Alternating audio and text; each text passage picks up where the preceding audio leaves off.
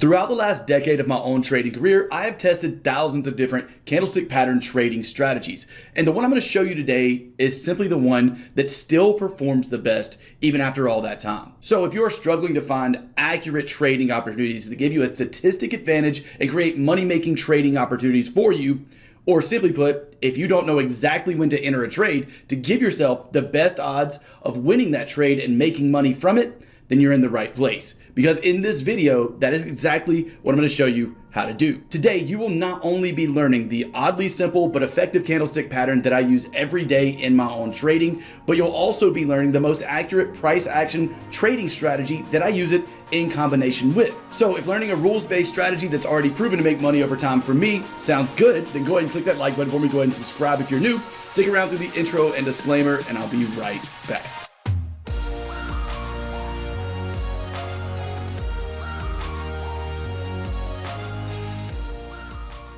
Welcome back, and let's go ahead and get started. First off, candlestick patterns by themselves are not going to create a profitable trading opportunity. It's only when you combine them with other price action factors like trend and market structure that they begin to become remotely accurate or remotely give you an advantage over the market and give you a profitable trading opportunity. So the first thing I'm going to do is teach you a concept I call the market structure reversal concept. What this concept is going to do is give us an area of structure that is likely to push price in a particular direction. After we have this area spotted out on the chart, we can then utilize the candlestick pattern you're going to be learning next in order to enter trades in this zone and in order to create profitable trading opportunities. I explained this concept in detail on our last video, so if you've already seen that, feel free to skip ahead. But for everyone else, let's go ahead and get started. I'm going to explain it first up here on the whiteboard, and then we'll take a look at some examples on real charts to make sure it's crystal clear for you. So when we have a trending market, we're going to start out with a downtrend.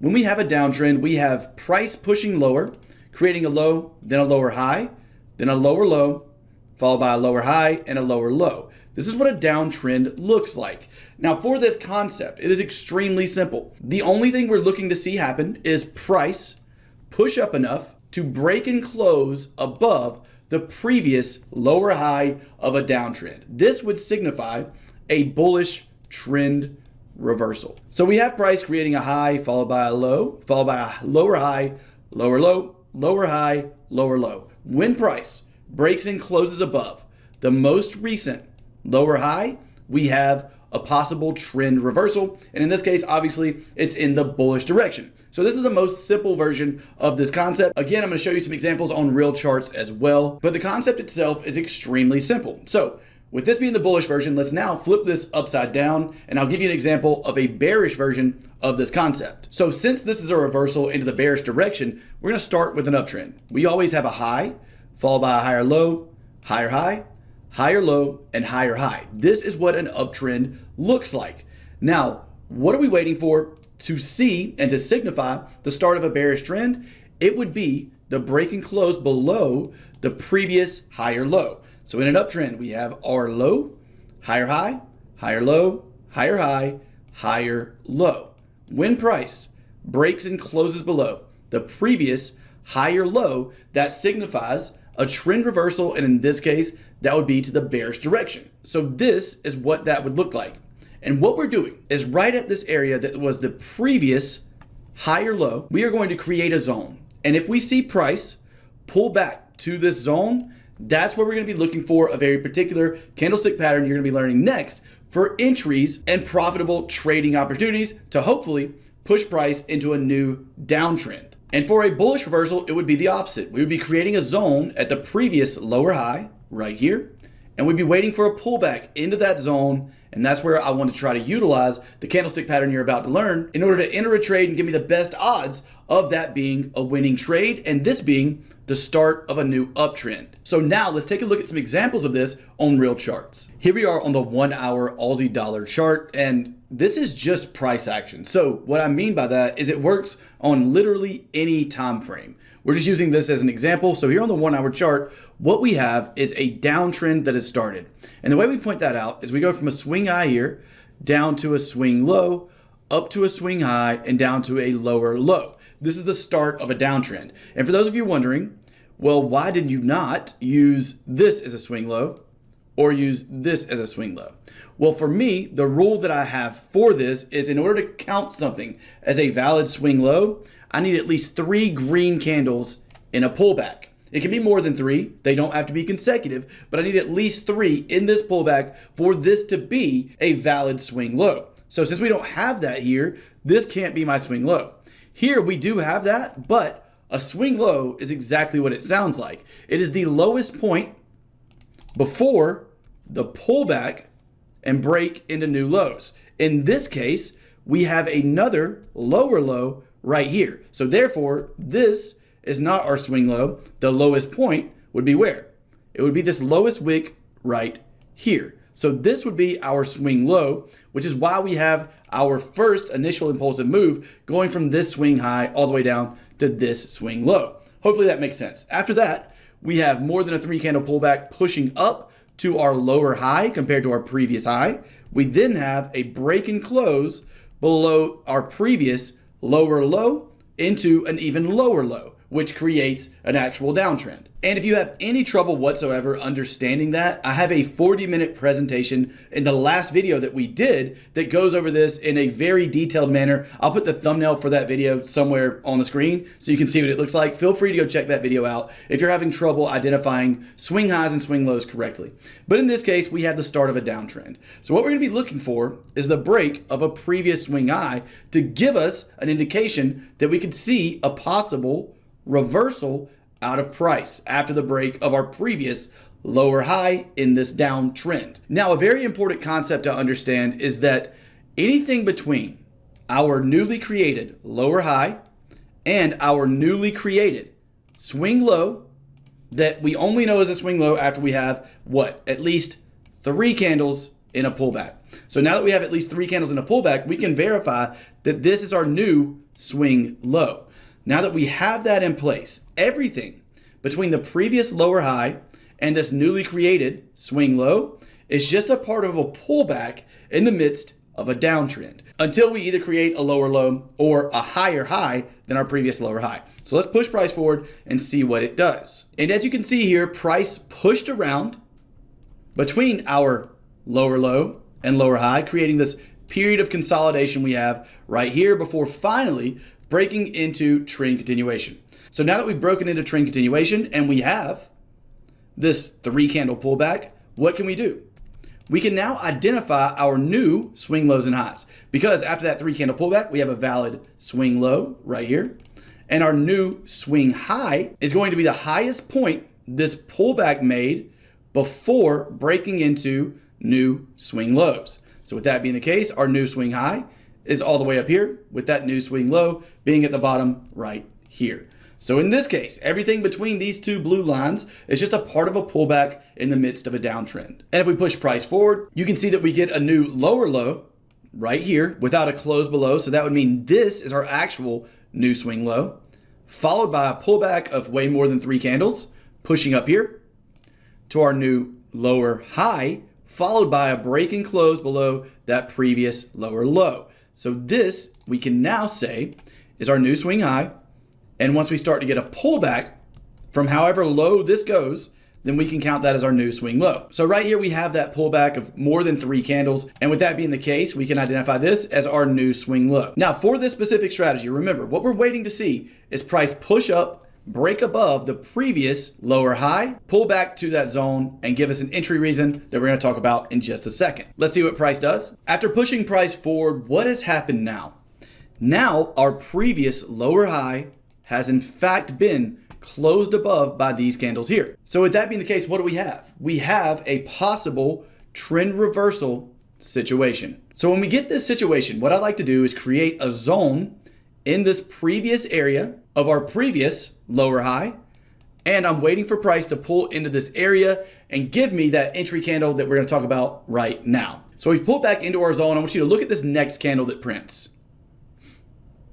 This is the candle I want you to pay attention to. And the reason is because it's the entry candle that I've found to be one of the most accurate candlestick patterns to utilize for this specific strategy and for most of the strategies that I trade. And what I call this is a swing low engulfing candle.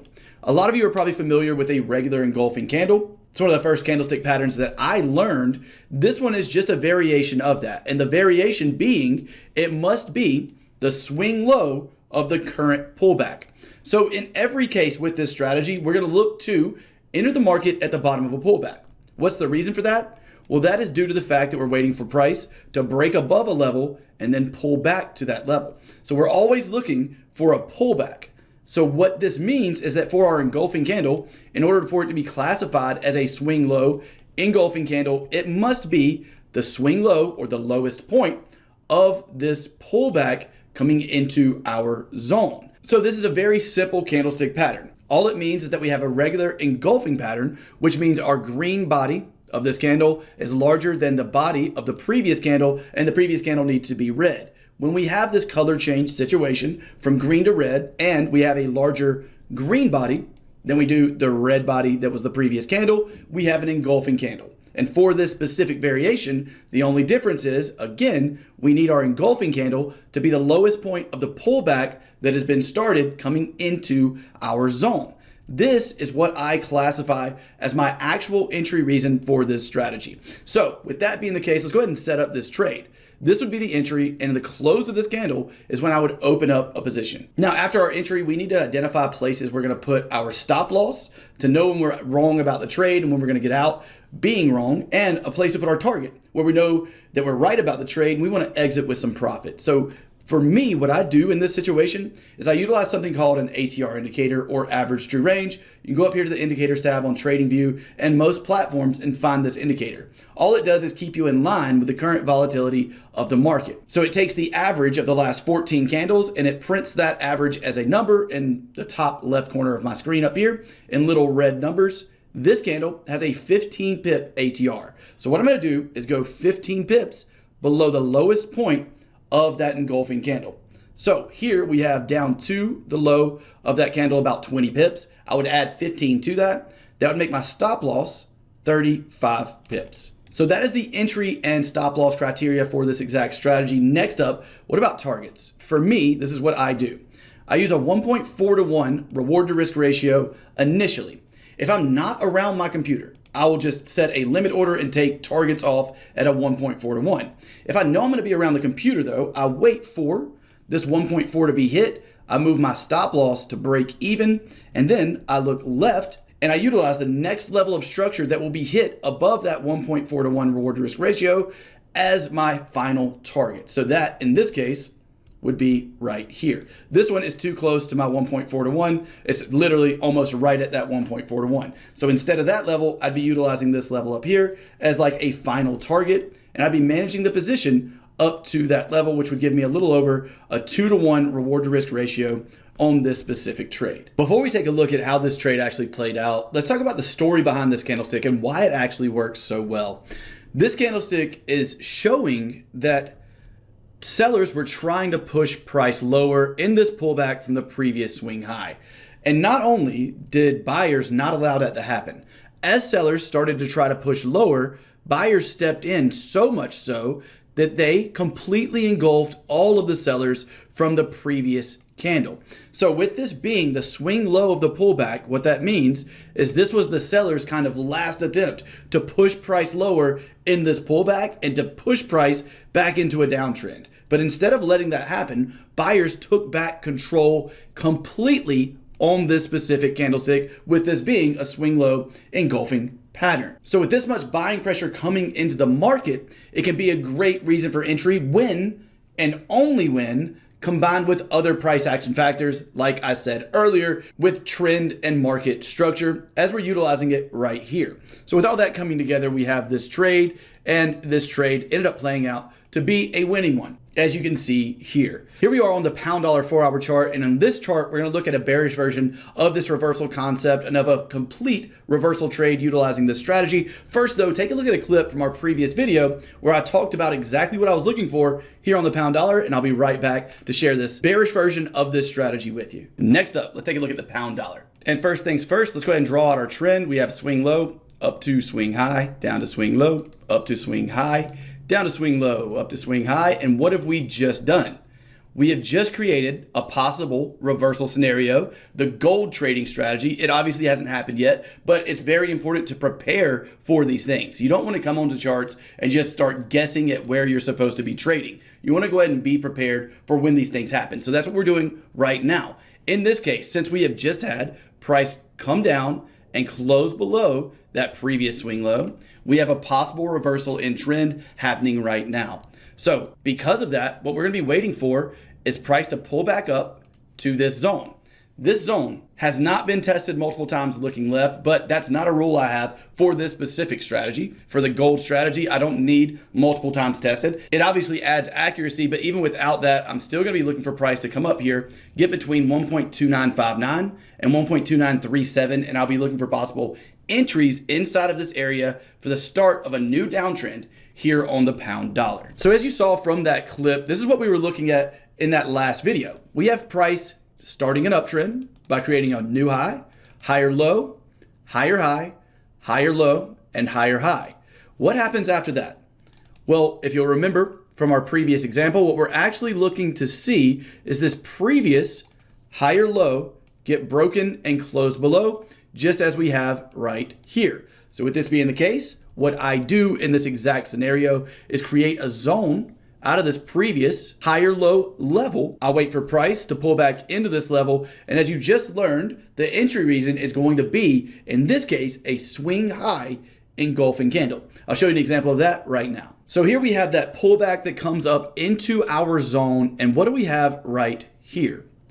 This candle right here is the highest point of this pullback so far from our new swing low up to this highest point. That makes this the swing high candle. Now, on top of that, I need this to be an engulfing candle as well. For a bearish engulfing candle, that just means we have a red body that is larger than the previous green body candle. As long as we have that, we have an engulfing candle. And again, as long as that engulfing candle is in fact the swing high of this pullback, then we have what I call a swing high engulfing candle.